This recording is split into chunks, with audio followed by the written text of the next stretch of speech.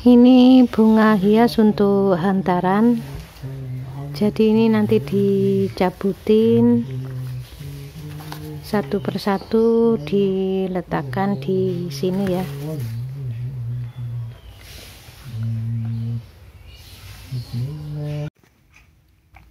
Bismillahirrahmanirrahim. Assalamualaikum warahmatullahi wabarakatuh. Ini ada pertanyaan, apakah proses kematian seseorang itu nanti bisa diketahui di akhiratnya itu seperti apa? Ya, banyak hal. Jadi kalau umpamanya yang kita bicarakan orang yang sakit ya, itu insya Allah itu pasti ada dosa. Tolong pegang itu ya. Tapi ada orang yang tidak pernah sakit sampai meninggalnya. Apakah dia itu husnul khotimah? Ya belum tentu. Kalau dia tidak pernah sakit mulai balik sampai meninggalnya, belum tentu dia tidak punya dosa. Jadi orang muslim yang sholatnya amburadul misalnya, tapi perbuatannya itu baik itu maksudnya ya tidak gampang emosi, kalau dihina ya nggak marah, jadi itu nanti gak gampang sakit. Jadi orang yang rata-rata sakit itu memang ya gampang emosi. Apakah itu husnul khotimah karena tidak pernah sakit? Ya belum tentu.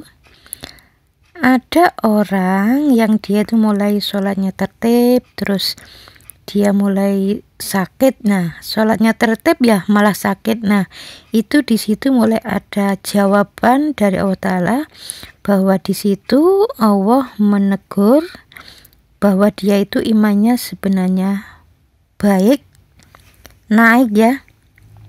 Imannya itu naik, tapi dosanya juga masih besar. Nah, diingatkan oleh Allah untuk tobat di titik dosa-dosanya yang sering ia kerjakan. Jadi selain melakukan ibadah, dia juga harus mengerjakan mohon ampun. Jadi sakitnya orang yang imannya kuat itu memang beda ya dengan sakitnya orang yang imannya tidak kuat. Itu betul-betul beda. Saya mencoba mengamati ya selama ini, ada orang tuh mulai balik ya sampai usia 60-an nggak pernah sakit, padahal yang sholatnya tuh ya jarang-jarang ya, jadi amburadul lah istilahnya, tapi di akhir hayat sakit. Ya orang yang rata-rata seperti ini biasanya orang bertanya, loh orang itu nggak sholat kok nggak sakit ya? Iya, karena memang nggak gampang emosi. Jadi orang yang muslim atau non muslim pokoknya nggak gampang emosi, nggak sakit kok. Jadi rata-rata yang sakit itu memang orangnya itu ya egois, emosi, kaku. Jadi kalau suudon ya biasanya ya sering pusing. Kalau suudon jarang-jarang ya, paling 1 tahun 1 kali ya, itu insya Allah tidak pusing. Kalau sampai diberi peringatan dengan pusing itu berarti ya sering kali melakukan suudon dan imannya insya Allah bagus. Jadi orang yang imannya bagus melakukan suudon cepat sekali kena pusing. Jadi suudon dapat beberapa hari pusingnya muncul. Nah itu insya Allah imannya bagus. Tapi orang yang sering suudon kok nggak gampang pusing, ya berarti insya Allah imannya kurang bagus. Jadi kalau memang gak gampang emosi, dihina ya biasa-biasa saja, biasanya dia itu stabil di situ ya. Di titik itulah kita belajar memang ya, kita harus belajar kalau sakit itu rata-rata diawali dari emosi, egois, kaku, suudon.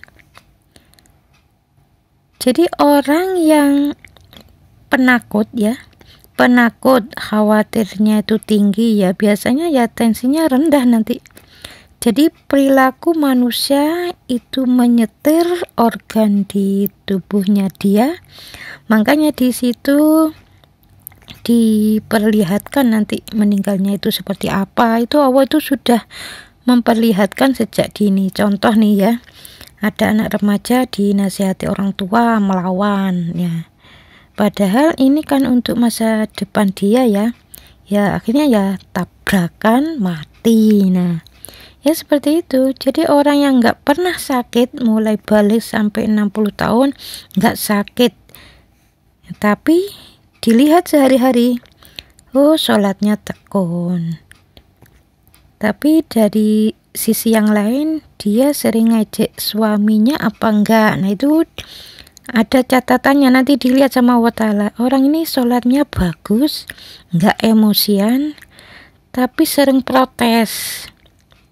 Jadi nanti dihitung dalam sebulan protes berapa kali, nanti dikalikan dalam 10 tahun sekian, 20 tahun sekian. Nah kalau usia sampai 60-an, mulai menikah sampai usia 60-an kan berarti sudah berpuluh-puluh tahun. Ya kalau sering ngejek suami, sering ngejek anak, itu nanti ya biasanya sakit terus meninggal. Yang jelas sakit itu insya Allah itu ada dosa. Ini tolong digarisbawahi. Orang yang mencari rezekinya itu halal, biasanya sakitnya itu diperpendek ya. Jadi bertahun-tahun itu nggak pernah sakit. Sakit dapat beberapa hari, meninggal. Biasanya seperti itu. Kalau cari rezekinya tuh haram, ya biasanya sakitnya tuh panjang ya. Itu cara-cara Allah itu seperti itu. Jadi modelnya tuh ya sakit, sembuh, sakit, sembuh. Berobat di dalam negeri masih kurang puas, akhirnya ke luar negeri, ya masih saja seperti itu ya, sakit, sembuh, sakit, sembuh. Nah itu tanda insya Allah hartanya itu ada harta yang haram, makanya sakitnya itu diperpanjang.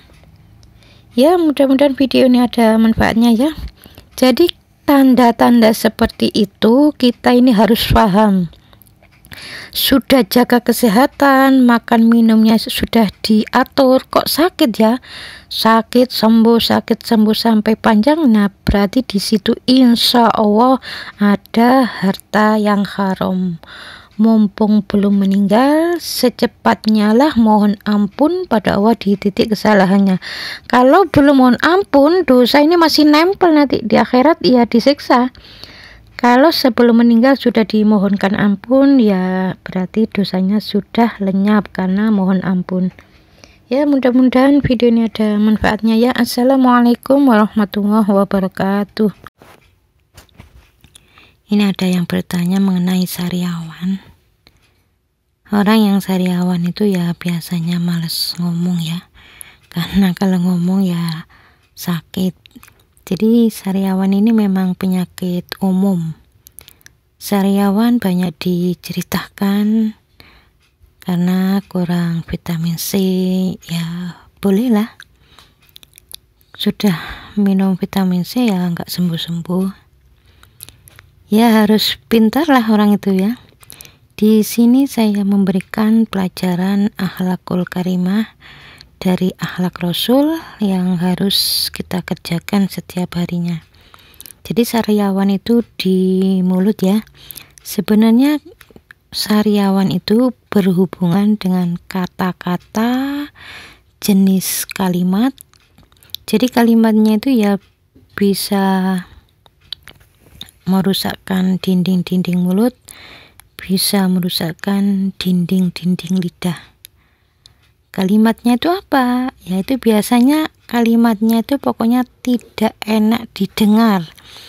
Jadi kalau di lidah sariawannya berarti ini berhubungan dengan gampang sekali menjawab dengan lantunan kalimat tapi tidak enak didengar. Walaupun tidak banyak ngomong orangnya, iya, walaupun nggak banyak ngomong, tetapi pada saat ngomong dia itu memang biasanya rata-rata omongannya itu memang nggak enak didengar ya. Jadi orang yang tipe begitu itu kalau memang imannya bagus, dia akan terus sariawan. Tetapi kalau imannya kurang bagus, padahal ngomongnya ya ngawur ya istilahnya, jadi omongannya tuh kasar, tapi kok jarang sariawan ya, itu insya Allah imannya dia itu buruk, sehingga ya belum dimunculkan oleh Allah Ta'ala ya sariawannya. Tapi nanti kalau dia sudah mulai paham, sadar kepada Allah, menyembah Allah dengan baik, istiqomah ya, terus mohon ampun ya, biasanya sariawannya itu mulai dimunculkan dan nggak sembuh-sembuh, biasanya seperti itu, karena itu titipan dari Allah Ta'ala ya. Jadi mulutmu itu dulu sampai sekarang itu kasar ya, maksudnya Allah Ta'ala itu seperti itu. Jadi kalimatmu itu kasar. Jadi Rasul itu tidak pernah mengajarkan kalimat-kalimat yang kasar. Disitulah Allah mengajarkan, diberi sariawan, kita itu harus ambil pelajaran bahwa di situ ada kalimat-kalimat yang Allah tidak suka. Harus secepatnya bertobat dari kalimat-kalimat yang tidak baik. Jadi Allah itu tidak menyukai omongan-omongan kasar, bicara yang menyinggung orang, itu Allah nggak suka. Jadi seorang yang keluar dari syariat, yang bentuknya apa? Ya bentuknya tuh kalimatnya tuh tidak baik. Kalau fitnah itu agak beda ya, karena fitnah ini kan nggak langsung di hadapan orangnya ya. Biasanya ya yang sariawan itu orangnya, kata-katanya kasar, langsung terucap di hadapan orangnya, itu biasanya sariawan.